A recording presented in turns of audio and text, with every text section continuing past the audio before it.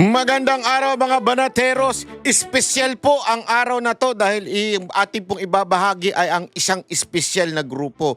Yan po ang 18 ex-Marine o dinatawag nating Brave 13. Palakpakan. Alam nyo mga kababayan, kaliwat kanan na nakikita ko sa social media na talaga nga namang pinipersecute o talagang ginigipit itong Brave 18 na ito. Pero antay po kayo dahil may lalabas pong Fearless 14. Yun. Akala siguro nila mapipigilan nila yung Blue Ribbon. Kasi ngayong araw na kahapon pala ay napigilan nila yung Blue Ribbon hearing ni Marcoleta sa pamamagitan ng pag-iimbento ng threat. Sa totoo lang po, ewan ko kung saan nila nadinig yung lintik na threat na yan. Pero gayon pa man, ang isang lumalabas na balita ngayon, yan ang ating pag-uusapan, yung issue na ito daw mga Marines o itong 18 Marines ay sila daw ang lulusob at aatake at pasasabugin ng Senado. Naku po, ayan pong bagay na yun, napakalaking isang katarantaduhan, no, mga kababayan. Alam mo, itong mga Marines na ito, sobrang hanga ko dito. Ito talaga espesyal para sa akin itong mga Marines na ito. Alam nyo kung bakit? Sa katunayan, meron pa nga akong tanong sa kanila nung in-interview ko sila off-cam. Tinanong ko sa kanila, kayo ba may kaalaman patungkol dun sa pagdemanda ni Zaldico sa akin? Kasi nung time na yun, nandun pa si Zaldico meron daw silang kaalaman dun. Sabihin, alam na alam po nila at sinabi nila yung detalye na yun sa akin.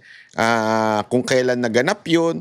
At sabi ko nga mga kababayan, ito mga to ay talagang masasabi mo na sila ay talagang may alam sa mga pangyayari sa mga gawain po ni Zaldico nung time na po siya ay isang congressman at chairman ng appropriation. So alam na alam nila ang galawan ng kanilang amo.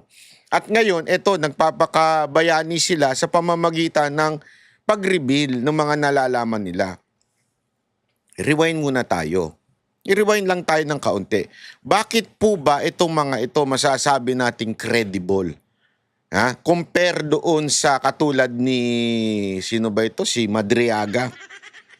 Si Madriaga at saka ito, i-compare natin. Meron po bang pakinabang si Madriaga sa kanyang pagsasalita? Meron po bang pakinabang etong Brave 18 sa kanilang pagsasalita? Ano ang kanilang pakinabang? Kay Madriaga, ano kanyang pakinabang? 'Di ba? Ang kanyang pakinabang nanggaling na mismo sa kanyang sinumpaang salaysay na pag siya ay nagsalita ay magiging state witness. Kaya nga pinipilit niya isang kasamahan niya. Sa kanya po nanggaling yan, hindi po nanggaling niya kung kani-kanino. Ibig sabihin, yung kanyang pananalita, kung ano man ang kanyang sasabihin, ay magdeterma kung ikaw ay makakaroon ng state witness, kung ikaw ay mapapalaya. May pakinabang siya. Etong Brave 18, ano pakinabang nila? Wala. Sa katunayan, hindi nga pakinabang ang nakuha nila dito. Kung hindi puro pag-uusig, kung hindi kahirapan. Nananahimik na yan Nananahimik na po yung 80 na yan. Wala na po silang problema sa buhay, nabubuhay na sila. At sigurado naman ako, makakakuha ng trabaho yan. Lalo na ngayon, ang dami naghahanap at nagfi-feeling hari sa mga congressman. Di ba? Marami dyan nagfi-feeling hari at saka pilingero talaga na sila ay parang mga gangster na punong-puno ng bodyguard. Pwedeng i-hire itong mga ito. Sabi ko nga sa inyo, kung meron lang akong pera, hinire ko na lahat sila. Di ba? Alam mo yun, para talagang maproteksyonan ito mga VIP na mga congressman na ito. Napakaraming trabaho ang maaari nilang makuha. Pero dahil sa kanilang pagsasalita ngayon, wala na akong kukuha sa kanila. Didistansya na sa kanila kasi puro demanda sila Puro puro pag-uusig mula sa gobyerno. So didistansya na sa kanila. So yun ang isang unang pakinabang nila, mawawalan sila ng trabaho. Di ba? Ano pa? puro demanda. Oh. Alam mo, hindi ho madali yan demanda na yan. And I'm talking from my experience. Sa dami ho natin ng demanda na pinagdaanan, noong una nga, apektado pa ako eh. At totoo lang, noong una, apektado pa ako. Pero nung bandang huli, sabi ko, ilan na ba yung demanda ko? Oo, sa sobrang dami na, hindi ko na mabilang. At sa sobrang daming demanda na karamihan naman ay na-dismiss, hindi ko na alam kung ano yung na-dismiss, ano yung existing pa. Although, syempre, nagpapasalamat ako sa dami ng abogadong tumutulong sa atin. Hindi ho ganun kadali. Pwede namang manahimik na lang po itong 18 Marines na ito eh. Manahimik na lang sa bahay nila. Istorbo yan eh. Para sa kanila, syempre, istorbo po yan. Hindi naman nila gustong maging bayani na maistorbo. Di ba? Araw-araw yan. Halos siguro sa dami ng kanilang demanda. Ngayon, ipapakita natin sa dami ng demanda nila. Abay, baka wala nang panahon yan. Mag-chill-chill dyan sa Boracay. O kaya mag-chill-chill dyan sa Siargao. Di ba? Yung mga ganyan, Siargao. Yung mga nakiki-Siargao. O kaya sa LU. Alam mo yung mga kabataan ngayon eh. Tatawa talaga ako sa mga kabataan ngayon. No? Basta lang makapunta, hindi nila alam kung ano purpose nila. Yung para bang, alam mo, minsan ang tao bumibili o kaya pumupunta sa isang lugar, sa restaurant o di kaya sa isang resort o kung anong pa man ang kanilang pinupuntan, hindi para mag-enjoy. Alam niyo ba yun? Marami sa mga kabataan ngayon nagpupunta sa isang lugar, bumibili ng isang bagay, hindi para mag-enjoy, kung hindi para ipagyabang ang kanilang nakuha o di kaya ay napuntahan. Hindi naman nila alam, na alam naman ng mga tao na mantakin mo, babae, walang trabaho, tapos ang daming pera. Di ba? Sigurado tayo, merong SP yan. Ano yung SP? Sponsor. Sigurado tayo, may mga SD rin yan. Ano yung SD? Sugar daddy. Hindi ba? Marami dyan sa ganyan, nagyayabang lang eh. Etong mga Marines na ito, meron kakayanan niya mga yan. Kasi ang tagal ho nila ng trabaho sa military.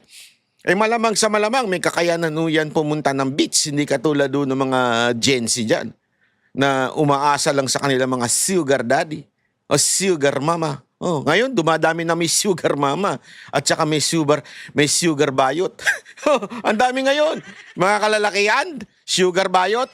Naku po. Hirap na hirap magtrabaho yung bayot. Tapos, vlog sila ng vlog. Tapos biglang may nakikinabang lang sa vlog nila. Binabati ko pala yung kaibigan natin dati na bayot. Na hingi ng pang-grocery nun. At saka hingi ng pera nun. Kunwari merong mga ginagawang activity para sa mga tao. Yung pala pinang-chuchupageti lang niya. Meron tayong kakilalang ganyan. Binabati natin yan ha. Kasi ano yan eh, sa sobrang kakatsupageti na nabungi na.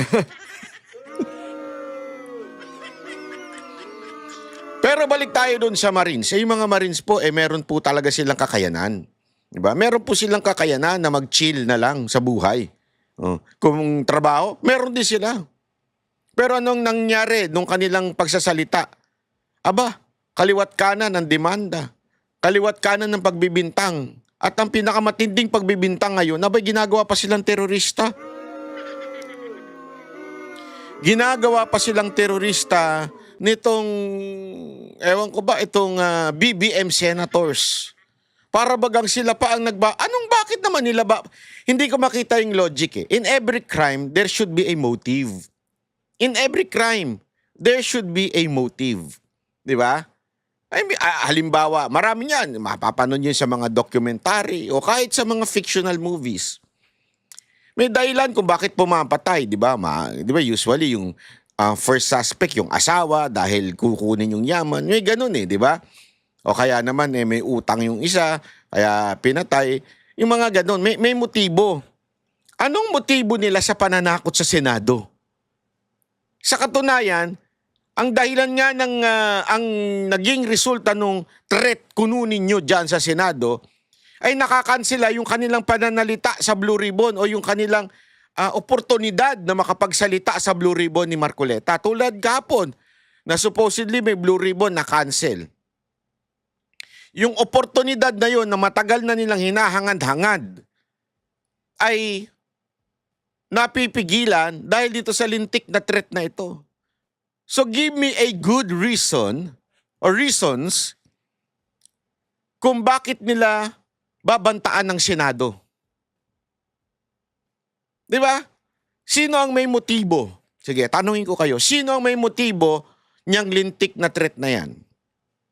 Sino ang may motibo na pigilan ang pagsasalita nitong mga Marines na ito? Sino ang may motibo na pigilan ang hearing patungkol doon sa NBI attack?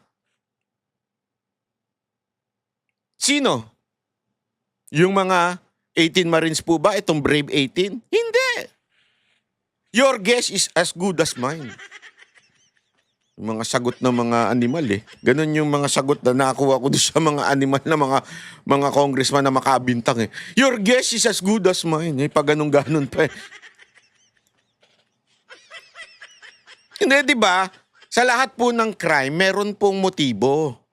Wala akong makitang motibo para bantaan ng 18 Marines o itong Brave 18 ang Senado. Uy, tumalsik pa ilaway ko.